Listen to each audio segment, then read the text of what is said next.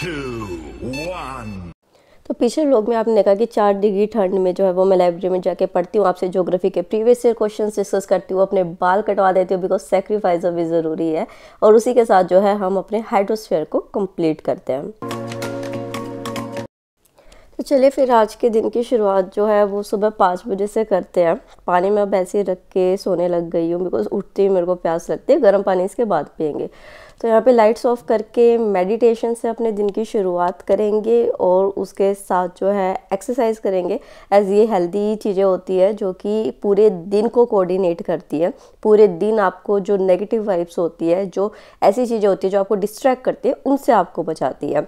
उसके बाद जो है वो अपना रिवीजन स्लॉट शुरू कर देते हैं। तो एक जो सबसे कॉमन मेरे पास कमेंट आता है वो मैं डिस्कस करना चाहती हूँ। ये मेरे नोट्स हैं जिनको मैं रिवाइज कर रही हूँ। ये सब कहते हैं कि हम मोटिवेट नहीं रह पाते। तो तनु जैन मैम की मैंने एक क्लिप देखी थी, तनु जैन मैम आईएएस सब जानते हैं उनको।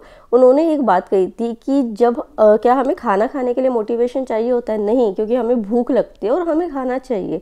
तो इसी तरीके से जो आपका एम है आप उसको अपनी नेसेसिटी बनाइए कि ये हमको चाहिए। रिजल्ट जो होगा वो देखा जाएगा, बट हम इसको अपना सब कुछ देंगे। तो भूख बनाइए अपने अंदर अपने एम को पाने की। तो फिर जो है कोई एक्सटर्नल मोटिवेशन आपको नहीं चाहिए। ये आप कर सकते हैं कि आपके जो फ्रेंड्स हैं या फिर जो और लोग हैं उनके साथ आप कोऑर्डिनेट करने के लिए एक्टिविटीज़ को मैच कर दें, बट एक्सटर्नल मोटिवेशन पे डिपेंड मत रहिए। तो यहाँ पे शावर लेने के बाद जो है वो मैं अपना लंच प्रिपेयर कर रही हूँ बिकॉज पिछली बार आपने देखा कि एंग्जाइटी के चलते जो है वो मैंने बाहर का कबाड़ा खाया था जो हेल्दी नहीं है, उससे नींद भी आती है बहुत ज़्यादा। तो यहाँ पर मैं रेडी हो रही हूँ लाइब्रेरी जाने के लिए, और यही चीज़ थी जिसकी वजह से मैंने ये हेयर कट लिया था कि ये मेरा 10 मिनट खाता था। अभी मैं जस्ट क्विकली तैयार हुई and ready to go for library. तो चलिए फिर लाइब्रेरी के निकलते हैं। ठंड आज भी है बट स्टिल कल से जो है वो बेटर है।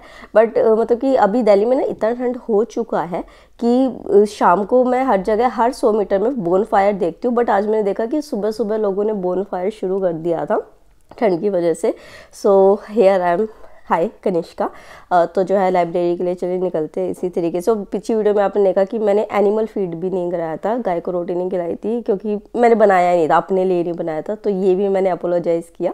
तो फिर मैं यहाँ लाइब्रेरी में पहुँचती हूँ। लाइब्रेरी में सबसे पहले अपने आप को अच्छे से हाइड्रेट कर ले, ताकि जो ये बीच में आपने ट्रैवल किया ना, एक चीज़ और कि जब आप लाइब्रेरी इतनी दूर ट्रैवल करके जाते हैं, यही आपके लिए इंस्पिरेशन है कि आप इतनी दूर आए तो आपको पढ़ना है। आज मुझे 2 न्यूज़पेपर करने हैं, तो न्यूज़पेपर को शुरू करते हैं। एक चीज़ जो है वो कि आप देख रहे हैं कि मैं करंट अफेयर जो है वो अभी विज़न आईएएस से कर रही हूँ। तो पढ़ना यार क्या है कि अब मैंने मेंस की तैयारी साइड कर दी है, आंसर राइटिंग वगैरह, क्योंकि मेरे को प्री पे फोकस करना है, क्योंकि मेरा नहीं है क्लियर तो ज़्यादा इंपॉर्टेंट है वो मेरे लिए। तो जो है ना ये वाली चीज़ मैं अभी साथ के साथ कर रही हूँ ताकि मेरे को एकदम से मेंस में दिक्कत ना आए। ठीक है, जो मेरे को यहाँ पे न्यूज़ देखने को मिली उसको जो है वो मैं गूगल सर्च से अपना कॉम्प्लीमेंट करूँगी।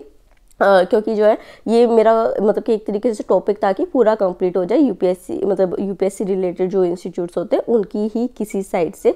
उसके साथ जो है, जो अगर आप बिगनर्स हैं तो आप किस तरीके से अपने टेस्ट वगैरह कर सकते हैं, एनसीईआरटीज़ के थ्रू प्रो कैसे बन सकते हैं, तो वो भी मैं अभी आपको बताती हूँ। तो लेट्स हैव अ लुक। जो है मैंने ओसवाल बुक्स जो है उनकी NCERT 1 for all books order की है, ज्योग्राफी की एंड हिस्ट्री की। इसमें क्लास 6 to 12 जो है वो एनसीईआरटीज कवर की है, ओल्ड एंड न्यू दोनों एनसीईआरटीज इसमें कवर की गई है। जिसमें कि 1500 प्लस एमसीक्यूज दिए जाएंगे। जो प्लस पॉइंट है जिसकी वजह से मैंने ये बुक मंगाई है और ये किसी और पब्लिकेशन में नहीं मिल रहा, वो ये है कि इन्होंने क्लास 6 से लेकर 12th क्लास तक सारे क्लासेस कवर की हैं और उन्होंने इनमें एक एक चैप्टर को कवर किया, जिसमें अभी मैं आपको ये दिखाती हूँ कि यहाँ पे जो है ये चैप्टर 1 है ज्योग्राफी का।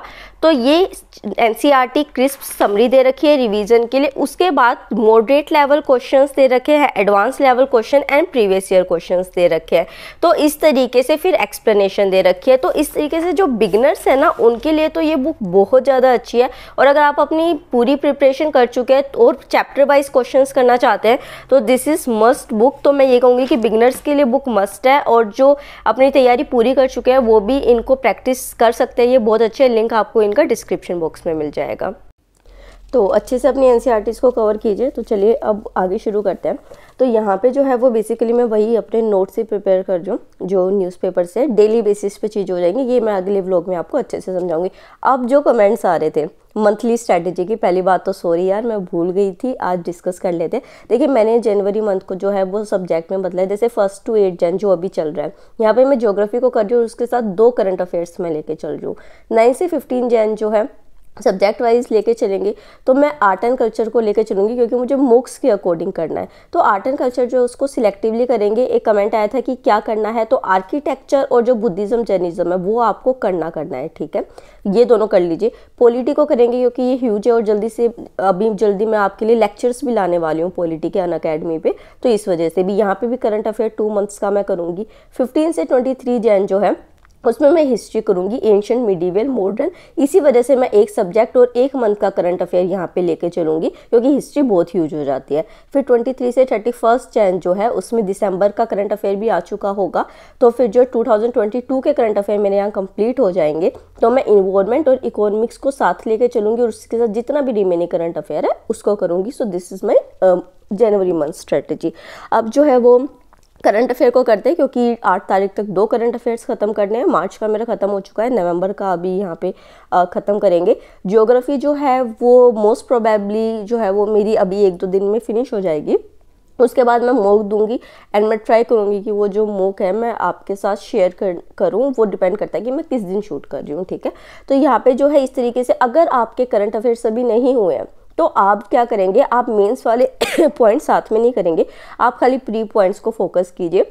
फोकस अब प्री पे कर लीजिए पूरा का पूरा अपना। अगर मोटिवेशन होगा ना, चाह होगी किसी चीज़ को करने की, तो आप प्री के बाद भी मेंस कर लेंगे। कुछ भी हो सकता है, कुछ भी हो सकता है, बस अपने अंदर चाह होनी चाहिए, ठीक है। तो आप जो है आज natural vegetation and wildlife को करेंगे जो पिछली बार नहीं हो पाया था due to scarcity of time. तो जो है और उसी के साथ जो नेचुरल हैजार्ड्स है उसको करेंगे, जैसे वोल्केनो, अर्थक्वेक, अर्थ मूवमेंट्स वगैरह, ये सारी। इसके लिए बुक्स जो है वो क्लास 7 की एनसीईआरटी, क्लास 9 की एनसीईआरटी, उसी के साथ जो है क्लास 11 जो है उसमें आप ये वाला चैप्टर देख रहे हैं renewable resources, forest and fishes का, ये क्लास 11 का पार्ट 2 है, इसको करेंगे। और उसी के साथ जो है ये एक और चैप्टर इससे रिलेटेड जो है वो क्लास 12th के एनसीईआरटी में गिवन है।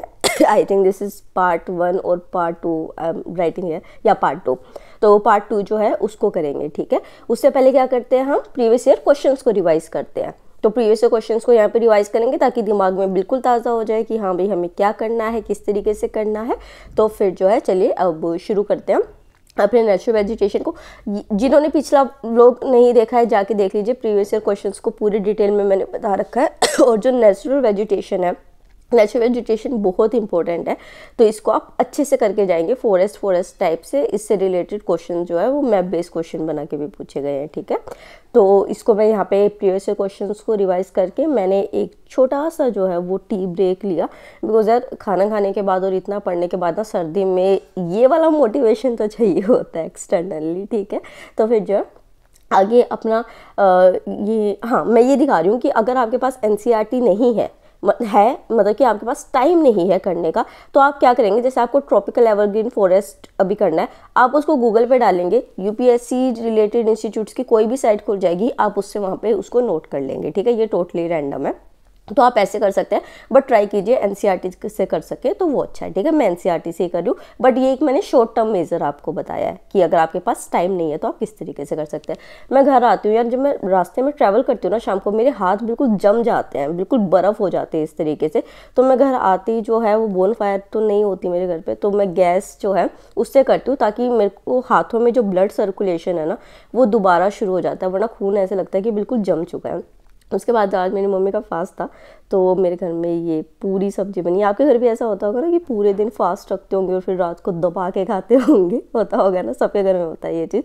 तो ये वाली चीज़ हो रही थी, और आज खाना हैवी हो जाएगा ये अभी रात को मेरा, और दिन में भी मैंने परांठे खाए थे। तो ये वाली जो हैबिट है ये मैं ट्राई करूँगी कि इस वीक को मैं अपना एक जो है डाइट है वो भी चेंज कर लूँ, वो भी मैं आपके साथ शेयर करूँगी। देन मैं यहाँ पे नियर बाय शॉप पे जो है वो बेसिक नेसेसिटी दूध, पनीर वगैरह, ब्रेड ये सब लेने गई थी। तो पहले मैंने हाथ सेके, फिर मैंने सामान लिया एंड देन इतने सुंदर से व्यू के साथ जो है वो मैं अपने घर पे जाती हूँ, क्योंकि अब जाके हमें रिवीजन भी करनी है, ठीक है।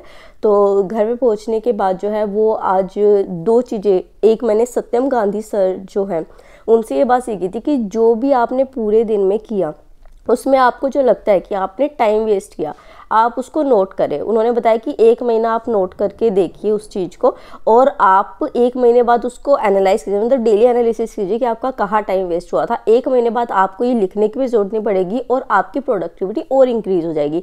So this is my second day जब मैं ये लिख रही हूँ कि मैंने कहाँ टाइम वेस्ट हुआ मेरा जो बच सकता था। उसके बाद जो है वो मैं करंट अफेयर कर रही हूँ। ये अगस्त का मैं रिवाइज कर रही हूँ। अब आप सोचेंगे कि नवंबर मार्च का हो गया तो अगस्त का क्यों कर रही है। यार देखो, ज़्यादा पढ़ने में कोई बुराई नहीं है, कम पढ़ने में बुराई है, ठीक है। तो पढ़ लो जब आपके पास टाइम है। बेफालतू में यूट्यूब देखोगे, सोशल मीडिया देखोगे, क्या किसी फ्रेंड से बात करके बेफालतू की बातें करोगे, क्या ही मिलेगा, कुछ नहीं मिलेगा। तो अपना पढ़ो and subscribe, like and share.